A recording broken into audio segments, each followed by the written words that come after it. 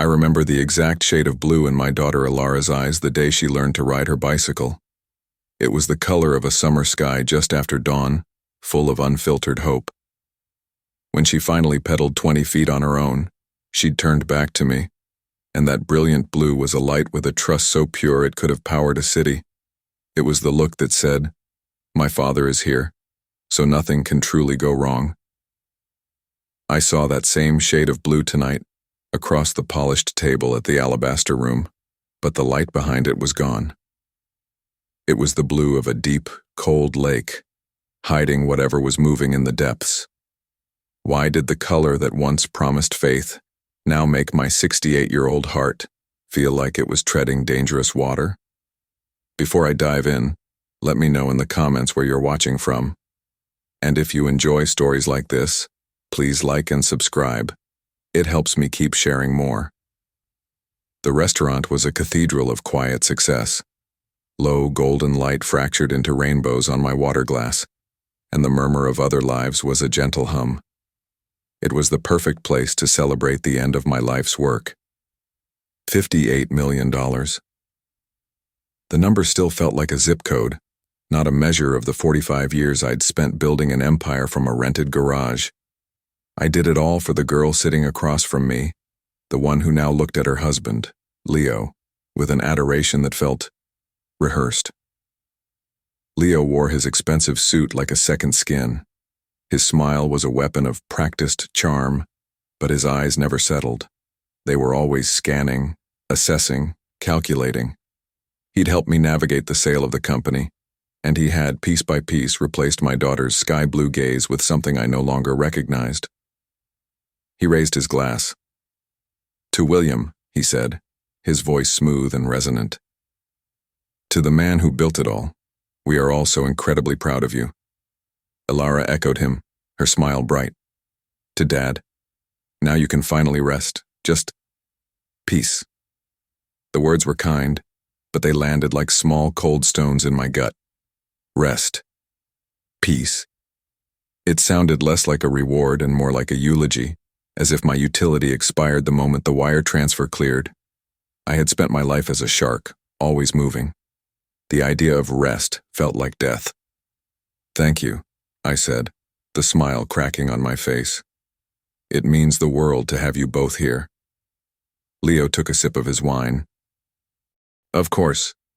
This secures the family's future.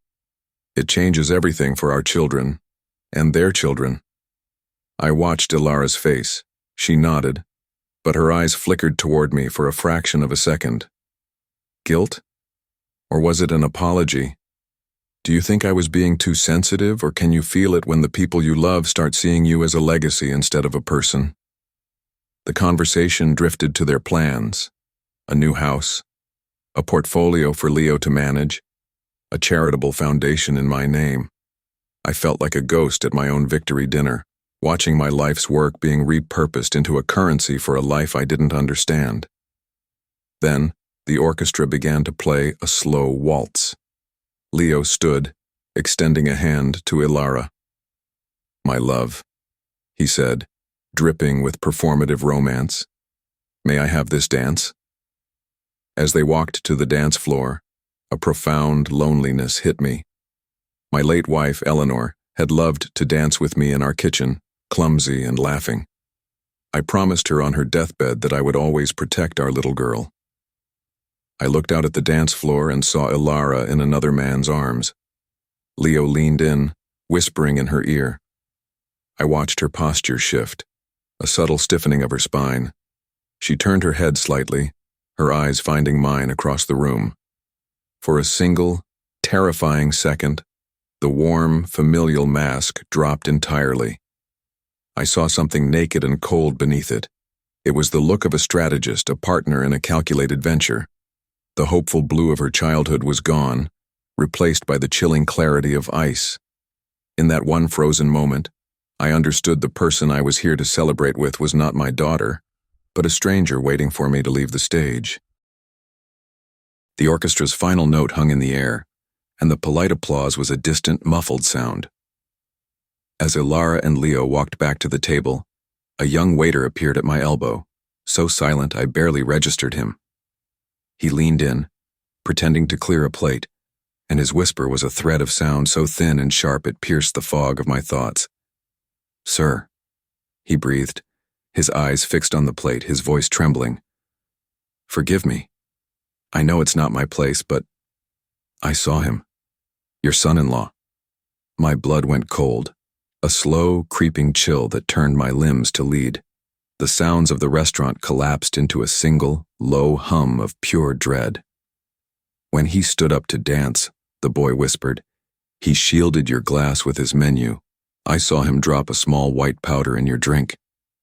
He straightened up abruptly and vanished back into the clockwork of the restaurant, leaving me alone with his words hanging in the air like poison gas.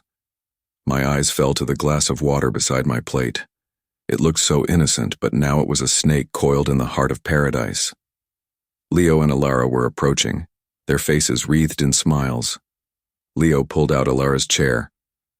"Did you enjoy the music, Dad?" she asked, her voice as smooth as a still lake. And I finally understood. The coldness I'd seen in her eyes wasn't just ambition. It was a void where a conscience should have been. "What would you have done? Scream for the manager? Accuse your own daughter? Or play their game knowing one wrong move could be your last?" I forced a smile. "It was lovely," I said, the words tasting like ash.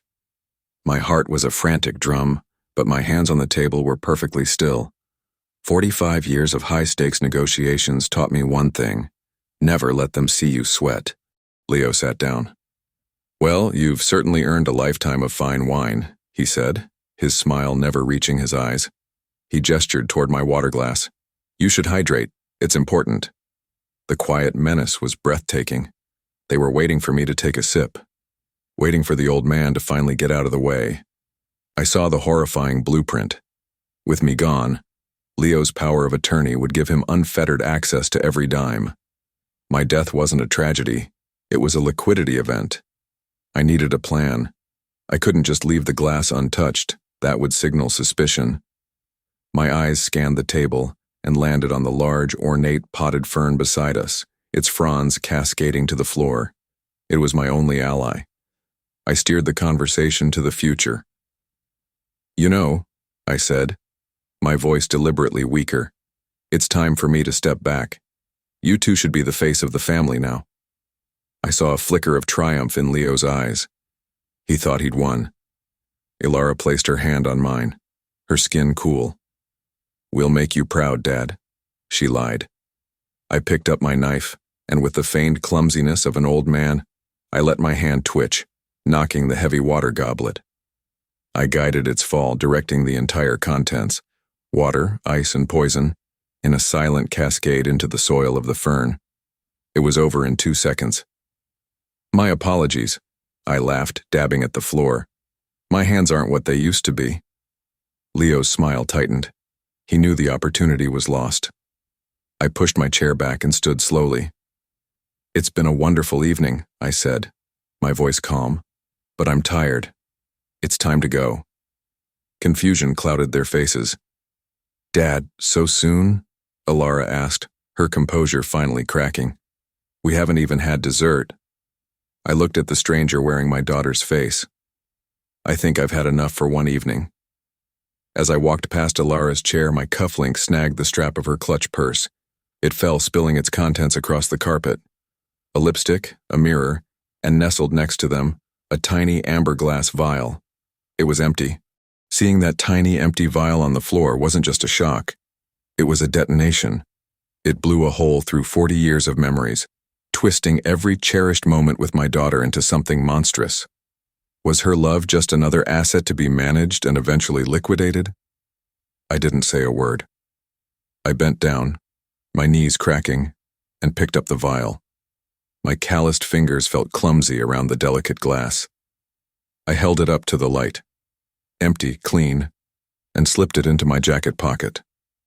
The cold glass was a small, hard point against my chest. I placed her lipstick and mirror back on the table and walked away. The walk through the restaurant was the longest of my life. I could feel their eyes on my back, burning points of confusion and rising panic. Outside, the cool city air was a welcome anchor to reality. I didn't go home to the large empty house that now felt like a museum of my own foolishness. I drove downtown, to the small brick building where it had all started. My first office. I still owned it, a piece of sentimental real estate I could never sell. I let myself in with an old key. The air inside smelled of old paper and stale coffee, the scent of my own history. In the dim glow of the streetlights, I saw my old desk, covered in a thin layer of dust. This was real. The work, the struggle. It was all real. I opened a groaning filing cabinet and pulled out a small wooden box from the back. Inside was a photograph of my wife Eleanor and a 7-year-old Alara, her face full of uncomplicated love. The grief hit me then. A physical wave. I had promised Eleanor I would protect our girl. I had failed. In my blind determination to give her a world without sharp edges, I had handed her to a man who was nothing but sharp edges, and somehow she had become one too. The grief burned away, replaced by something colder, harder. A resolve was forming in my gut, solidifying like cooling steel. The promise I made wasn't just to provide, it was to protect. And sometimes, protection means fighting a war. I had the vial, but it was my word against theirs. They would paint me as a confused, senile old man. I needed more. I needed leverage. I needed to know everything. As I sat there in the quiet dark of my past, planning my first move, a jarring vibration ripped through the silence. My phone, left on the desk, lit up with a name I hadn't seen in 3 years, a name from a part of my life I thought was long over. It was Marcus, the former head of security at my company, the man I'd hired 30 years ago to handle the things that couldn't be solved in a boardroom. Why was he calling me, tonight of all nights? The name Marcus on the screen burned a hole in the darkness. He was a ghost from a life of union strikes and corporate espionage I thought I'd left behind. His voice, when I answered, was the same low gravel I remembered. "William," he said, no small talk. "I saw the news, the sale. Congratulations." There was no warmth in it. "But I have a feeling your celebration was cut short tonight." How could he know? "This isn't a random call," he continued. "I should have made this call 3 years ago." 3 years. The words echoed in the silent office. Long before the sale was ever a consideration.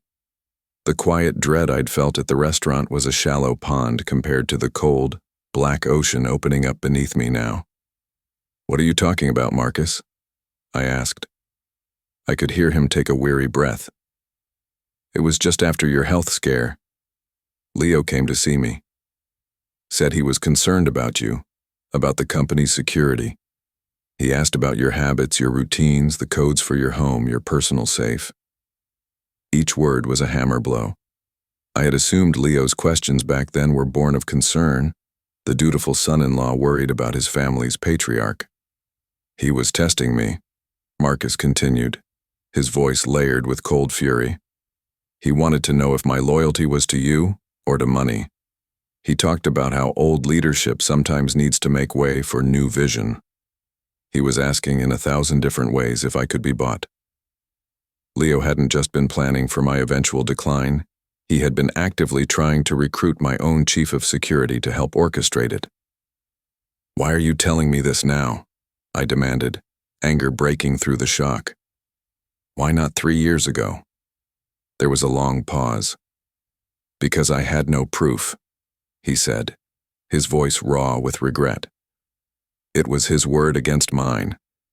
To come to you then, it would have destroyed your family.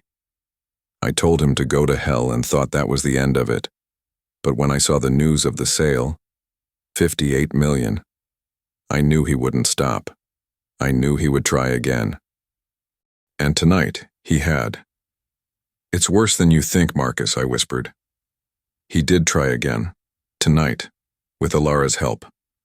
The silence that followed was heavier than any words. "I believe you," he finally said. "And I did one thing right. I didn't trust him. The day after he came to my office, I documented everything, dated it. and had it notarized. But I did something else, William. I leaned forward, my heartbeat thrumming in my ears. What did you do? His voice dropped to a conspiratorial whisper. My office had voice-activated audio recording. I never told him it was on. I have him, William. I have his voice on a digital file. I have every single word. Proof. It was more than leverage. It was a weapon. Where is it? I asked, my voice shaking with a new, dangerous energy. It's safe, Marcus said. In your retirement gift, the scale model of the first factory. There's a felt panel on the bottom. Pry it off. You'll find a USB drive inside with everything. I was already planning my next move, but a final horrifying thought struck me. Marcus, I said slowly, if you recorded him, there would be a visitor log, security footage. The line went silent. That's the thing, William, he said, his voice heavy. He didn't need to be logged in. He didn't come as a visitor. He paused, letting the truth land with the force of a physical blow. Ilara brought him. She used her family access card and escorted him directly to my office. Ilara brought him. The words didn't just echo in the silent office, they soaked into the very walls, staining the air with a truth so corrosive it felt like it could peel the paint. It wasn't Leo's betrayal that was the killing blow. It was my daughter's. A son-in-law's greed is a common, ugly story, but a daughter leading her husband to a meeting to conspire against her own father, that is a wound of a different kind. It's a primal wound. It rewrites your entire history. Marcus's final revelation was the keystone that locked all the other horrifying pieces into place. It proved this wasn't a recent plot born of the $58 million windfall. This was a deep-seated, calculated ambition that had been growing in the dark for years, nurtured by my own child. The sky-blue eyes I so loved hadn't just gone cold recently. They had been deceiving me for a very, very long time. I ended the call with Marcus, a quiet promise to be in touch passing between us. Then I sat in the darkness, not in grief anymore, but in a state of absolute, chilling clarity. The man who had walked out of the alabaster room an hour ago was gone. He was a victim, a confused old man reeling from shock. The man sitting in this dusty chair now was someone else entirely. He was a strategist. He was a fighter. He was the man who had built an empire from nothing, and he was remembering with every cold breath exactly how he had done it. Do you believe there's a line that once crossed a person can never come back from? For me, hearing that Ilara had personally escorted her husband on his mission of betrayal was that line. I drove home. Not to the front door, where security cameras Leo had insisted on installing for my safety, would record my arrival. I parked 2 blocks away and walked, slipping through the back gate and entering through the garden doors, a set of old French doors whose lock I knew could be jiggled open with a credit card, a flaw I'd always meant to fix. Now, I was grateful for my own negligence. The house was silent and dark. It felt alien, a grand, hollow shell that no longer belonged to me. Every family photo on the walls seemed to mock me, a gallery of lies I had lovingly curated. I moved through the familiar rooms like a ghost, my feet silent on the thick Persian rugs. The air was still, holding the faint, cloying scent of Ilara's perfume from her last visit. I went straight to my office. The bronze model of the factory sat on the credenza, exactly where it had been for years, a testament to my life's work. Now it was something more. It was an arsenal. My hands were surprisingly steady as I lifted the heavy model and placed it on my desk. I ran my fingers along the bottom, feeling for the edge of the felt panel Marcus had described. It was there, perfectly flush. Using the edge of my old letter opener, I pried it off. Inside the hollow compartment, just as he'd said, was a small black USB drive. I held it in the palm of my hand. It was no bigger than a key, but it held the power to detonate 2 lives, to expose a rot that went to the very bone of my family. I slipped it into my pocket, a cold, hard promise against my leg. My first instinct was to call my lawyer, to release the hounds and let the justice system tear them apart. But I stopped myself. What would that accomplish? A public, messy trial. Headlines. The name I had spent a lifetime building would be dragged through the mud, forever associated with scandal and a sordid family squabble. They would paint me as a vindictive, senile old man. And Alara, she was still my daughter. As much as my heart wanted to deny it, she was still the little girl with the scraped knee and the trusting blue eyes. Was my goal justice, or was it something more? I realized, standing there in the suffocating silence of my own home, that what I wanted wasn't just to punish them. I wanted them to understand the full scope of their failure. I wanted to dismantle their world, not with the brute force of the law, but with the quiet, devastating precision of a surgeon. I wanted to take away not just the money they craved, but the very foundation of power they thought they had secured, the foundation I had given them. I went to my desk and turned on my computer. Leo was brilliant. I'd give him that. He was a master of financial instruments, of shell corporations and offshore accounts. He had structured the sale of my company through a series of complex trusts and holding companies designed to be impenetrable. He had walked me through it all, and at the time, I had admired his genius, believing he was protecting my legacy. Now I saw it for what it was, a cage he had built around my fortune, a cage to which he and Alara held the only keys. Or so he thought. What Leo, in all his Ivy League brilliance, had never understood was me. He saw an old man who built things out of steel, a relic of an analog age. He didn't understand that the same mind that could visualize a factory floor in 3 dimensions could also see the architecture of a financial trap. For the last 6 months, while he was busy building his cage, I had been building my own, quietly, in the background. My oldest friend and personal lawyer, a man named Samuel, who had been with me since the garage days, had helped me draft a series of covenants and fail-safes into the very trust documents Leo himself had prepared. Leo thought the key to the entire $58 million trust was a single irrevocable clause naming Alara as the sole heir, and him as the trustee.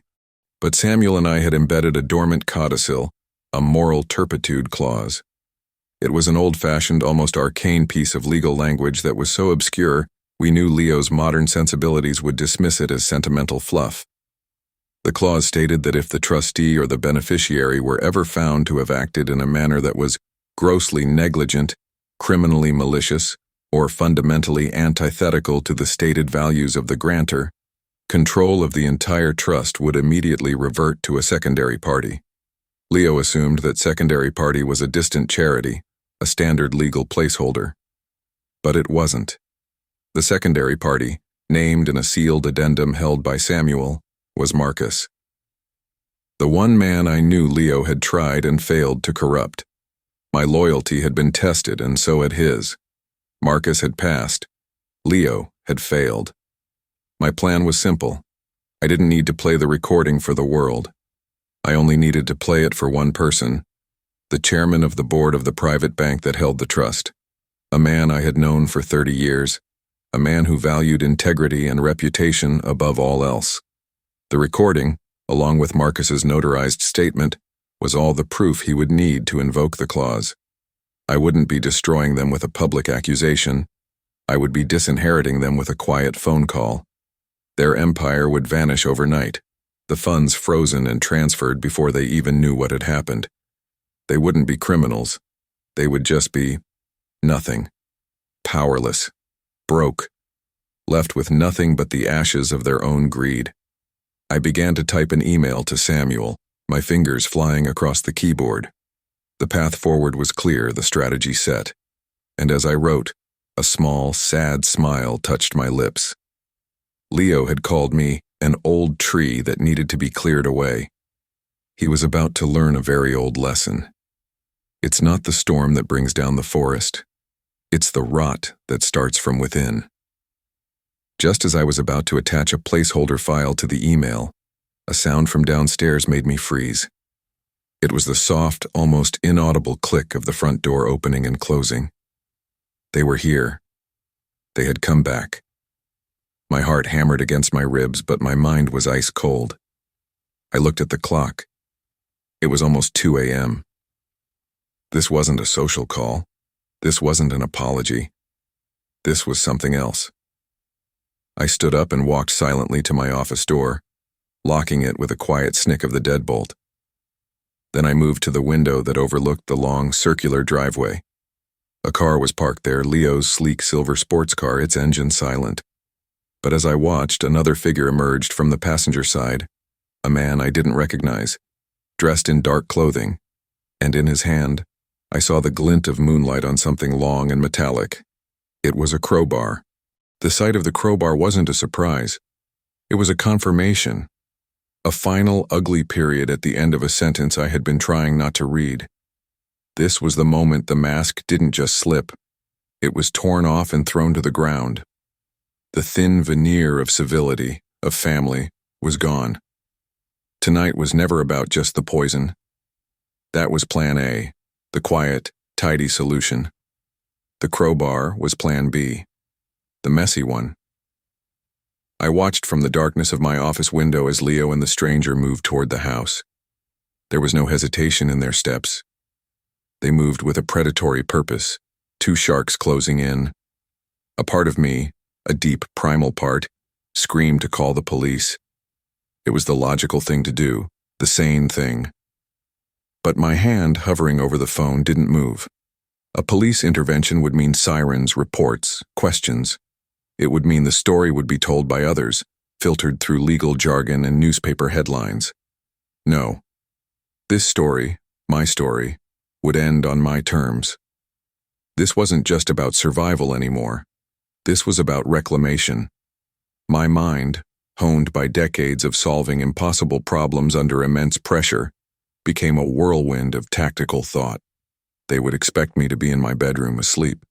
They wouldn't expect me to be here, in my office, awake and waiting. My office was my fortress. Heavy oak door, a solid deadbolt. But they had a crowbar. It wouldn't hold them for long. I needed a better advantage. What would you do, cornered in your own home by people who want you gone? Do you hide and hope, or do you turn the tables and make them regret ever stepping through your door? I looked around the room, not at the memories, but at the assets. The heavy bronze model of the factory, the marble bust of my own father that served as a paperweight, the letter opener, cold and sharp in my hand. But my eyes landed on the fireplace. Beside it was a set of heavy cast-iron fireplace tools. Among them, a long, thick poker, its end forged into a sharp, hooked point. It felt heavy and balanced in my hand. A tool for building a fire, now a tool for fighting one. I heard the splintering crack of wood from downstairs. The front door. They were in. My heart was a steady, cold drum. The fear was gone, burned away by a white-hot, righteous anger. This was my home. They were not just trying to take my money. They were trying to erase my existence. I would not be erased. I moved away from the door and positioned myself in the darkest corner of the room, behind my large leather armchair, the iron poker held ready at my side. The house's alarm system, which Leo had so thoughtfully updated, remained silent. Of course, he would have the master codes. He had thought of everything. Everything except the one variable he could never calculate. What a man will do when he has absolutely nothing left to lose. I heard their footsteps on the grand staircase, slow and deliberate. They were trying to be quiet, but the old house groaned under their weight. Then, a whispered conversation outside my office door. "The bedroom's empty," Leo's voice, a low hiss of frustration. "He must be in here. Check the lock." A metallic scrape against the keyhole. Then, the dull thud of a shoulder against the oak. It held. Another thud, harder this time. The wood groaned.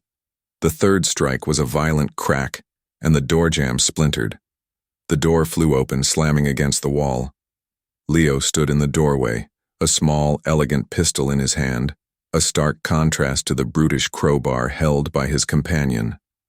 For a moment, they saw an empty room, bathed in the pale glow of the computer monitor. "Where is he?" the stranger growled. "Find him," Leo commanded, his voice tight with an ugly mix of fear and greed. "He couldn't have gone far." As the stranger stepped into the room, his back to me, I moved. I was not a young man, but adrenaline is a powerful fuel. I brought the iron poker down with all the force I could muster, not on his head, but on the wrist of the hand holding the crowbar. The sound was a sickening, wet crack of bone, and the man screamed, a high, thin sound of pure agony. The crowbar clattered to the floor. Leo spun around, his eyes wide with shock, and raised the pistol. But he was too late. Before he could aim, I lunged, not at him, but at the heavy oak desk beside him. With a roar that came from the very pit of my soul, I shoved it with all my strength. The desk, laden with books and my heavy computer, slid across the polished floor and slammed into Leo's legs, pinning him against the wall. The pistol flew from his hand, skittering into the darkness under the credenza. It was over in 5 seconds. The stranger was on the floor, clutching his shattered wrist, moaning in pain. Leo was trapped, his face a mask of disbelief and terror. The power in the room had shifted, completely and irrevocably. I stepped out of the shadows, the iron poker held loosely in my hand, its hooked tip pointing directly at Leo's throat. His eyes, those cold, calculating eyes, were finally looking at me. Not at a legacy, not at a number in a bank account, but at the man he had tried to destroy. And for the first time, I saw genuine fear in them. The front door was still broken, hanging open to the night, and in the distance, I could hear the faint, approaching wail of a siren. I had made one silent call after all, just before they broke down the door. Not to the police, but to Marcus. He'd only needed one word from me. Now. I knew he would handle the rest. I looked down at Leo, my son-in-law, the architect of my ruin, and I felt a profound, aching pity. He had gambled everything on my weakness and had never once considered my strength. He had built a flawless plan but had failed to understand his opponent. "It's over, Leo," I said, my voice quiet but carrying the weight of the entire terrible night. At that moment, the office door creaked and a figure appeared, silhouetted against the hallway light. It was Alara. She must have been waiting in the car. Her face was pale, her beautiful features contorted in horror at the scene before her husband trapped, a stranger writhing on the floor, and her father, standing over them both like a vengeful god from an old story. Her sky-blue eyes, now wide with panic, met mine. The cold, strategic mask was gone, replaced by a raw, desperate fear. The sirens were louder now, closer. Red and blue lights began to flash and dance across the walls of my office. Alara looked from me to Leo, then back to me, her mouth opening and closing as if she wanted to speak, to explain, to bargain. But there were no words left. We both knew the truth. I had given her a world without consequences, and she had mistaken it for a world without rules. The final lesson, the one I had failed to teach her my entire life, was about to begin. The most valuable things a person can build, trust, family, love, are the easiest things to destroy, and once they are gone, no amount of money in the world can ever buy them back. As the first uniformed officers appeared in the doorway, their weapons drawn, I did not look at them. I looked at my daughter. I wanted her to see my face, to see the end of the story she had helped write. Then I let the iron poker fall from my hand. It hit the wooden floor with a final echoing clang.